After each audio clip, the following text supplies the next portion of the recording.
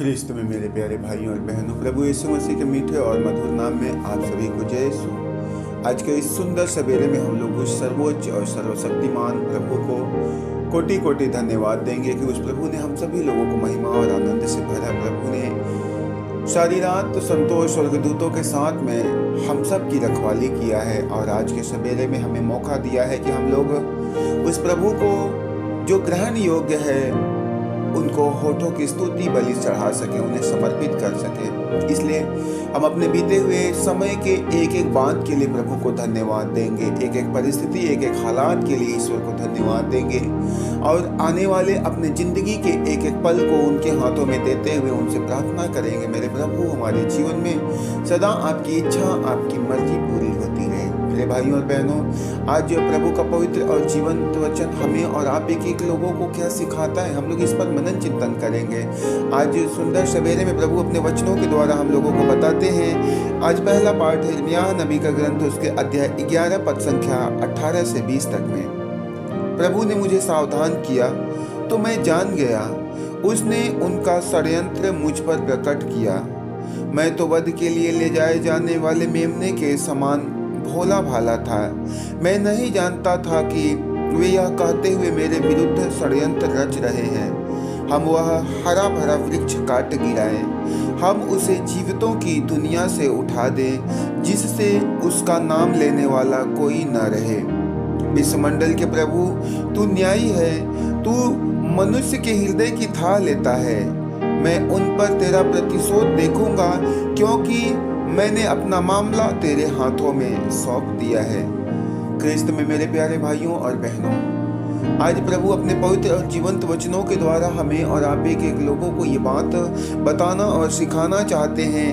यिर्मयाह नबी के ग्रंथ उसके अध्याय 11 के इससे पहले वचनों में हम लोग पढ़ते हैं कि प्रभु इस संसार के एक एक लोगों के ऊपर अपने आप को प्रदर्शित करना चाहा, प्रकट करना चाहा। उन्होंने लोगों को एक पवित्रता और ईमानदारी भरी जिंदगी, एक नियम के अनुसार चलने वाला एक व्यवस्थित जीवन जीने के लिए उन्होंने लोगों को सुसमाचार का संदेश सुनाया। लेकिन लोगों ने उस प्रभु के इच्छा को, उनके शिक्षा को, उनके उस नियम को अपने जिंदगी में ग्रहण नहीं किया। परंतु बाइबल बतलाती है कि उनके कर्म बुरे थे, इसलिए उन लोगों ने अच्छाई को ग्रहण नहीं किया। इसलिए बाइबल कहती है कि प्रभु ने मुझे सावधान किया तो मैं जान गया कि वे लोग मेरे विरुद्ध षड्यंत्र रच रहे हैं। प्रभु ने मुझे सावधान किया, इसलिए मैं जान गया कि वे सब मेरे विरुद्ध षड्यंत्र रच रहे हैं। और मैं तो वध के लिए ले जाए जाने वाले मेमने के समान भोला भाला था और मैं यह नहीं जानता था कि वह यह कहते हुए मेरे विरुद्ध षड्यंत्र रच रहे हैं। हम वह हरा भरा वृक्ष काट गिराए, हम उसे जीवितों की दुनिया से उठा दें, जिससे कि उसका नाम लेने वाला कोई न रहे। मेरे भाइयों और बहनों, प्रभु इस संसार में सबको जीवन का मार्ग दिखाने आए हैं। प्रभु इस संसार में भटके हुए लोगों को सतमार्ग पर ले चलने के लिए आए। लेकिन जो लोग उस प्रभु को अपने जीवन में बुरे विचार से लेते थे, बुरी योजनाओं से लेते थे, जो लोग प्रभु के प्रति अपना दृष्टिकोण गलत रखते थे, वे लोग उस प्रभु के लिए सदैव घात लगा करके रखते थे। उन प्रभु को नाश करने, बर्बाद करने के लिए सदैव योजना बनाते रहते थे। इसलिए आज यिर्मयाह नबी अपने वचन में कहते हैं कि हे प्रभु, मैं अपने मामला को, मैं अपने सारी योजना को तेरे हाथों में सौंप देता हूँ और मेरे इस व्यवहार के कारण, मेरे इस आचरण के कारण मैं देखूंगा उनका नाश होते हुए, मैं देखूंगा उन पर तेरा प्रतिशोध आते हुए। मेरे भाइयों और बहनों, जब हम लोगों को प्रभु इस संसार में नम्रता विनम्रता का जीवन जीने के लिए बताते हैं, तो हमें पूर्ण रूप से उन पर निर्भर रहना है और उनके वचन का पालन करना है। आज संसार में जो लोग प्रभु को अपने जीवन में मुक्तिदाता नहीं ग्रहण कर पाते, वे लोग उनको नाश करने, बर्बाद करने के लिए, उनके राज्य को इस संसार में खत्म करने के लिए, उनके शिक्षा को लोगों के बीच से खत्म करने के लिए सदैव प्रयत्नशील रहते हैं। लेकिन चूंकि हम और आप लोग प्रभु को अपने जिंदगी का मुक्तिदाता ग्रहण कर चुके हैं, उन्हें अपने जीवन का मालिक बना चुके हैं, तो हमें पूर्ण रूप से उनके न्याय पर निर्भर रहना है, उनके न्याय का इंतजार करना है। यिर्मयाह नबी ने कहा कि मैं अपनी सारी मामला, अपनी सारी योजना उस प्रभु के हाथ में सौंपता हूँ जो सारे सृष्टि के क्रिएटर हैं, जो सारे दुनिया को बनाने वाले हैं। तो मेरे भाइयों और बहनों, हमें उस प्रभु पर निर्भर रहना है। हम लोग देखते हैं आज का सुसमाचार संत यूहन्ना उनके अध्याय 7 पद संख्या 40 से 53 तक। यीशु की बात सुनकर जनता में कुछ लोगों ने कहा यह सचमुच वही नबी है, कुछ ने कहा यह मसीह है, किंतु कुछ लोगों ने कहा यह गलीलिया से आने वाला है। मेरे भाइयों और बहनों, प्रभु यीशु मसीह को सुनने के बाद बहुत सारे लोगों में मतभेद था। कोई प्रभु को किस नजर से देखता था, कोई प्रभु को किस दृष्टिकोण से देखता था। यहाँ पर बात दृष्टि की नहीं परंतु दृष्टिकोण की है, बात नजर की नहीं परंतु नजरिए की होती है कि हम लोग किस नजर से प्रभु को देखते हैं, हम किस विचार से उनको अपने जीवन में ग्रहण करते हैं। कोई प्रभु को कहता है कि ये नबी है, कोई कहता है कि ये मसीह है, और कोई कहता है कि मसीह तो गलीलिया से आने वाले। इसका मतलब लोग प्रभु को अलग अलग नजरिए से देखते हैं। लेकिन आवश्यक ये है कि हमें प्रभु को सही दृष्टिकोण से देखना है, हमें प्रभु को सही नजरिए से देखना है कि वास्तव में प्रभु इस संसार में किस वजह से, किस उद्देश्य से आए, उनका इस जगत में आने का मूल कारण क्या था, उनका इस संसार में आने का मुख्य वजह क्या था। बाइबल कहती है कि क्या धर्म ग्रंथ यह नहीं कहता कि दाऊद के वंश से और दाऊद के गांव बेथलेहम से ही मसीह को आना है। इस प्रकार ईसा के विषय में लोगों में मतभेद हो गया। कुछ लोग ईसा को गिरफ्तार करना चाहते, किंतु कुछ उन पर हाथ नहीं डालना चाहते। जब प्यादे महायाजक और फरीसियों के पास लौटे तो उन्होंने उनसे पूछा उसे क्यों नहीं लाए। प्यादों ने उत्तर दिया कि जैसा वह मनुष्य बोलता है वैसा कोई भी नहीं बोला। जब फरीसियों ने, महायाजकों ने प्यादों को भेजा कि जाओ तुम ईसा को पकड़ करके लाओ, तो वे लोग गए और प्रभु की बातों को सुन करके, उनके वचनों को सुन करके, उनका दृष्टिकोण जो बिगड़ा हुआ था, उनका नजरिया जो बिगड़ा हुआ था, उनकी मति जो भ्रष्ट थी, वे प्रभु के वचनों को सुन के, प्रभु की बातों को सुन करके वे लोग सत्य का दर्शन करने पाते हैं, वे लोग जीवन का दर्शन करने पाते हैं। इसलिए वे प्यादे जब महायाजकों के पास लौट करके आते हैं तो उनसे कहते हैं कि जैसा वह व्यक्ति बोलता है वैसा किसी ने नहीं बोला। इसका तात्पर्य है कि उन लोगों के ऊपर सत्य का उदय हुआ और उन लोगों ने सच्चाई को ग्रहण किया। वही लोग आकर के उन महायाजकों को सत्य का दर्शन कराते हैं। और बाइबल बतलाती कि इस पर फरीसियों ने कहा कि क्या तुम भी उसके बहकाव में आ गए? क्या नेताओं अथवा फरीसियों में किसी ने उसमें विश्वास किया? मेरे भाइयों और बहनों, उन फरीसियों ने, उन महायाजकों ने उन प्यादों से कहा कि क्या तुम भी उन पर, उनके बहकाव में आ गए? क्या तुम भी उनके बातों में आ गए? क्या फरीसियों और महायाजकों में किसी ने उनमें विश्वास किया? सबसे बड़ी समस्या की बात यह है, प्रभु ने स्पष्ट रूप से अपने वचन में कह दिया है कि मैं ज्ञानों को अपने राज्य की निर्बुद्धियों से लज्जित करूंगा, मैं संसार के शक्तिशालियों को अपने राज्य के निर्बल दुर्बल लोगों के द्वारा अपमानित करूंगा।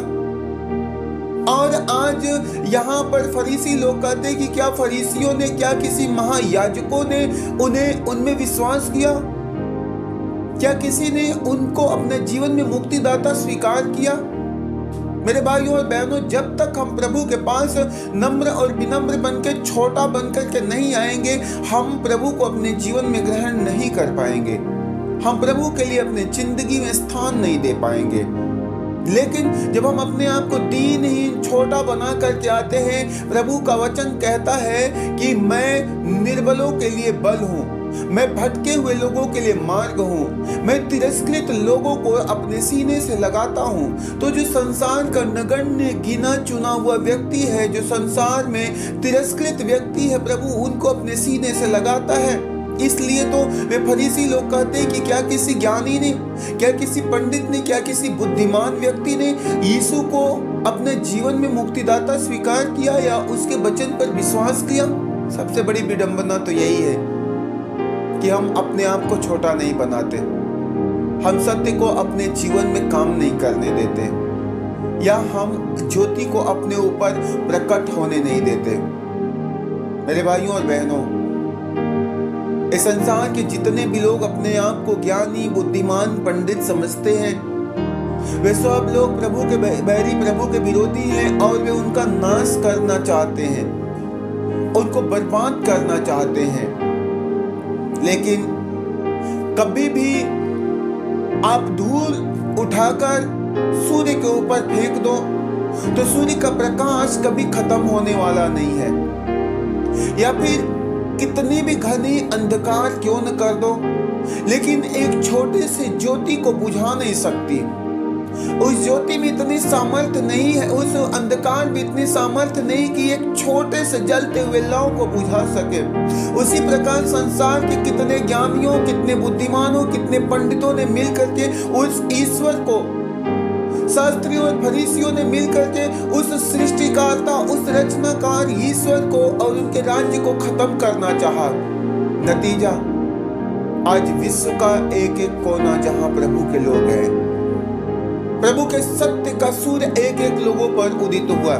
मेरे भाइयों और बहनों, हम लोग देखते हैं, बाइबल कहती है कि उन लोगों ने कहा कि क्या किसी नेता अथवा फरीसी ने उनमें विश्वास किया।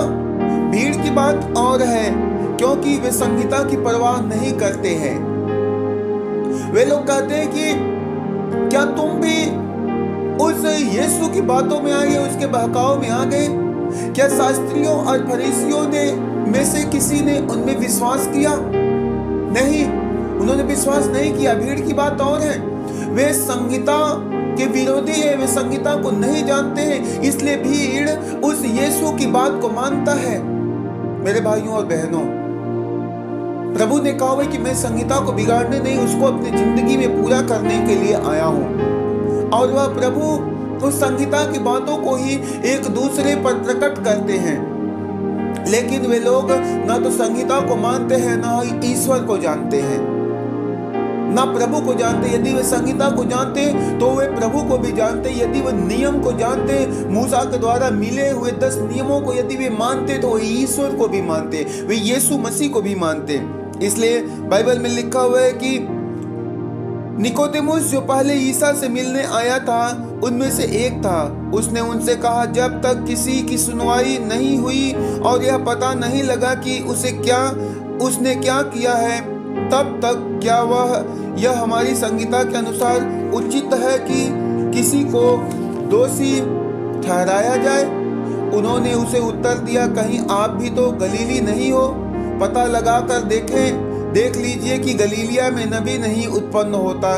इसके बाद सब अपने अपने घर चले गए। मेरे भाइयों और बहनों, निकोदेमुस जो यीशु मसीह के पास आया था, जो एक ज्ञानी था, जिस पर ईश्वर का सत्य का प्रकट हुआ, जिसने यीशु के वचनों को अपने जीवन में ग्रहण किया, उनके बातों को माना। उसने कहा कि पहले पता लगाओ, किसी को हम लोग ऐसे अनजाने में दोषी ठहरा नहीं सकते, उसे हम गुनहगार साबित नहीं कर सकते। तो लोगों ने कहा कि क्या तुम भी एक गलीली हो? क्या तुम भी एक गलील से आए हुए हो? मेरे भाइयों और बहनों, हम लोग देखते हैं आज प्रभु के पवित्र वचन में मनुष्य के जीवन की सबसे बड़ी समस्या है उनका ज्यादा सोचना, उनका ज्यादा ज्ञान। और आज कोई व्यक्ति अपने से बड़ा किसी को नहीं मानता। हर व्यक्ति अपने आप को श्रेष्ठ समझता है, हर व्यक्ति अपने आप को बुद्धिमान समझता है। लेकिन आज हमें और आप एक लोगों को, एक विश्वासियों को ये जरूरत है कि हम लोग अपने आप को नम्र और विनम्र बनाएं, अपने आप को दीनहीन बनाएं। आज के पाठों पर जब हम लोग मनन चिंतन करते हैं तो लिखा हुआ है कि कर्मों की आवाज शब्दों से भी ऊंची होती है। कर्मों की आवाज शब्दों से भी ऊंची होती है। और जितने भी शास्त्री और फरीसी लोग थे, वे शब्दों पर विशेष ध्यान देते थे, लेकिन कर्म पर नहीं। संहिता में जो नियम मिला हुआ था उसको लोग जानते थे, लेकिन कर्म करके उसको मानते नहीं थे। यही कारण है कि वे लोग ईश्वर के विरोधी हुए। यीशु मसीह संहिता को अपने जीवन में अपने कर्मों के द्वारा प्रदर्शित किया, उसे प्रकट किया, उस संहिता का पालन करके लोगों को दिखाया। इसलिए वे लोग उनके विरोधी होते हैं। यह आवश्यक नहीं कि हर लड़ाई को जीती जाए। ये जरूरी नहीं है कि हम जितनी भी लड़ाई लड़े सब में जीते ही, लेकिन हम एक एक लोगों को हार से भी बहुत कुछ सीखना पड़ता है। हारने के बाद भी हम बहुत कुछ सीखते हैं, और यही तो हुआ। यीशु मसीह इस संसार में आए, उन्होंने कभी संसार पर जीतने का प्रयास नहीं किया। वे इस संसार के लोगों को जीतने दिया। क्रूस पर भी जब वो मर गए तो लोगों को लगा कि यीशु का विनाश हो गया, उनका पतन हो गया, वे नष्ट हो गए, बर्बाद हो गए। लेकिन यीशु मसीह क्रूस पर मरने के बाद उन्होंने सबसे बड़ी युद्ध जीती। उन्होंने शैतान को जीत लिया, उन्होंने मौत को जीता। तो मेरे भाइयों और बहनों, आज हम लोग एक दूसरे का बैरी या विरोधी बनकर के एक दूसरे के विरुद्ध खड़े होकर के अपने आप को बड़ा बनाना चाहते हैं। प्रभु यीशु का वचन कहता है कि जो अपने आप को बड़ा बनाना चाहेगा वह छोटा कर दिया जाएगा, लेकिन जो अपने आप को छोटा बनाता है वास्तव में वही बड़ा किया जाता है। तो हमें आप सभी लोगों को, एक एक विश्वासियों को अपनी जिंदगी में छोटा बनना है। एक क्रिस्ती जीवन जीते समय, एक विश्वासी जीवन जीते समय आपके जीवन में नाना प्रकार के दुख, तकलीफों का, मुसीबतों का, समस्याओं का सामना करना पड़ेगा। लेकिन इस समस्याओं की घड़ी में, इन मुसीबतों की घड़ी में क्या आप उस ईश्वर पर निर्भर हो? क्या आप उस प्रभु को अपने जीवन में काम करने देते हो? जैसा यिर्मयाह नबी ने कहा कि मैं अपना सारा मामला उस ईश्वर के हाथ में सौंप देता हूँ, और जब मैं अपनी मामला उसके हाथों में देता हूँ, मैं अपनी सारी योजना, मैं अपनी सारी समस्या उस ईश्वर के हाथ में दे देता हूँ, तो अब मैं देखूंगा कि वह ईश्वर अपने भुजबल के द्वारा, वह ईश्वर अपने सामर्थ्य के द्वारा हम पर अपनी अपार कृपा करता है, और हमारे शत्रुओं, हमारे बैरियों को वह मटिया मेट करता है, उन्हें नाश और बर्बाद करता है। इसलिए हमें और आप सब लोगों को, एक एक विश्वासियों को उस प्रभु में निर्भर रहना है। मेरे भाइयों और बहनों, हम किसी से लड़ के जीत नहीं पा सकते हैं। हम किसी से युद्ध करके जीत नहीं पाएंगे। युद्ध करके भले ही हम जीत जाए, लेकिन आत्मिक तौर पे हम हार जाएंगे। हमें सह करके जीतना है, हमें नम्र बन करके जीतना है।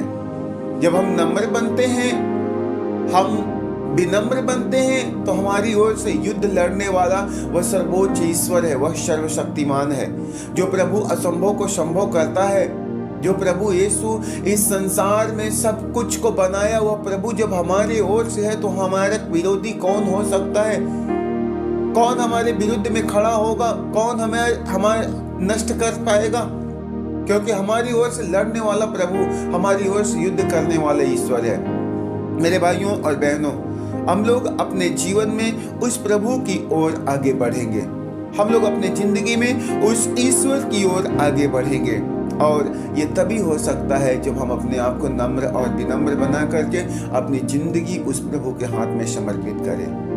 अपने जीवन में एक दूसरे को क्षमा करना। ये 40 काल हमारे और आपके जीवन में प्रभु की ओर आगे बढ़ने का समय है, प्रभु की ओर आगे बढ़ने की घड़ी है। तो इस 40 काल में हम लोग एक दूसरे को क्षमा करते हुए, एक दूसरे से प्रेम करते हुए, एक दूसरे से मेल मिलाप की भावना विचार रखते हुए हम लोग आगे बढ़ेंगे, और प्रभु को अपने घर, अपने परिवार, अपने जिंदगी का मालिक बनाएंगे। अपने जीवन की सारी योजना को, अपने जिंदगी के सारे मामला को, अपने जीवन के सारी समस्या को, सारी परेशानी को हम प्रभु के हाथ में दे देंगे, और हम देखेंगे कि आने वाले दिनों में प्रभु आप पर निजात ला रहा है, प्रभु आप पर छुटकारा ला रहा है, प्रभु आपके हालात को, आपकी परिस्थितियों को बदल रहा है। प्रभु का वचन कहता है, विश्वास करने वालों के लिए सब कुछ संभव है। प्रभु ने कहा, यदि तुम विश्वास करोगे, ईश्वर की महिमा देखोगे। तो अपने विश्वास को तगड़ा बनाना है, और हमें प्रभु के वचन का पालन करते हुए उनके सत्मार्ग पर आगे आगे बढ़ना है, और उस प्रभु के हाथों में अपना जीवन देना है। आइए हम लोग उस प्रभु से प्रार्थना करेंगे। सर्वशक्तिमान ईश्वर, परम पावन परमेश्वर, पवित्र आत्मा, प्रभु धन्यवाद देते हैं मेरे पिता तेरे सुंदर वचनों के लिए, सुंदर संदेश के लिए कि तू इस संसार में एक मानव तन धारण करके आया प्रभु। तूने एक दूसरे के बीच में रह करके एक मनुष्य की नाई सब कुछ सहा और एक दूसरे को क्षमा किया प्रभु। और तू क्षमा करके महिमा में प्रवेश कर पाया। तू क्षमा के द्वारा ही, प्रेम के द्वारा ही प्रभु तूने ईश्वर को अपने जीवन में काम करने के लिए अवसर दिया। आज हमें भी सामर्थ्य दीजिए कि हम भी आपके समान नम्र और विनम्र बने। यिर्मयाह नबी की नहीं, हम सब भी अपने जिंदगी के हर पल, हर परिस्थिति में अपनी सारी योजना तुझ पर छोड़ दे, अपनी सारी समस्या, सारी परेशानी तुझ पर छोड़ दे और तेरे न्याय का इंतजार कर सके। हे प्रभु, इस संसार में दुख, तकलीफ, मुसीबत और विपत्ति की घड़ी में अब अपने बच्चों के संग संग रहना पिता। अब अपने उन एक एक चुने हुए लोगों के साथ में रहना प्रभु, जिन्होंने तुझे अपने जीवन का मालिक बना लिया, जिन्होंने तुझे अपने घर का मालिक बना लिया, अपने परिवार का मालिक बना लिया। इसलिए पिता, जिंदगी में तेरे बच्चों को कभी हताश, कभी निराश, कभी लज्जित न होना पड़े। जैसे आपने बीते समय में हम सभी लोगों के साथ रहा, अब सारा दिन, सारी रात, सारा जीवन प्रभु, इस संसार में आखिरी सांस तक पिता आप अपने बच्चों के संग संग रहकर एक एक बात में रखवाली करना प्रभु, एक एक बात में उन्हें धैर्य बंधाना, एक बात में उन्हें हौसला देना पिता, ताकि वह लोग अंतिम पल तक ईमानदारी से प्रभु तेरे वचन का पालन कर सके। ए मेरे ईश्वर, किसी के घर में, परिवार में किसी भी बात की कमी घटी न होने पाए।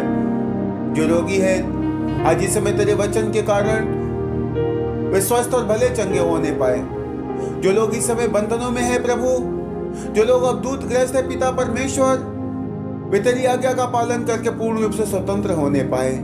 हे प्रभु, जितने लोग बेरोजगार हैं, जितने घरों में आर्थिक तंगी है, जितने घरों में नाना प्रकार के अपदूतों ने अपना डेरा डाल के रखा है, बदरूहों ने एक दूसरे को तंग करके परेशान करके रखा है, हे प्रभु तेरे वचन के सामर्थ्य के कारण, तेरे आज्ञा पालन के कारण उन एक एक लोगों की जिंदगी से सारी बंधनें खुलने पाए पिता।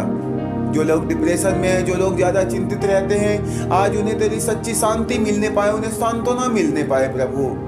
जो लोग बेचैन है, घबराहट में है पिता परमेश्वर, जो लोग अपने घर में आर्थिक तंगी का अनुभव कर रहे हैं, जो लोग क्रोध और गुस्से और घमंड से भरे पड़े हुए हैं, आज उन एक एक के जीवन में प्रभु तेरी कृपा होने पाए, तेरी महिमा होने पाए पिता। क्योंकि आपने कहा है, मैं तुम्हारे लिए भली और उत्तम योजना जानता हूँ, मैं तुम्हारे हित की अहित की नहीं।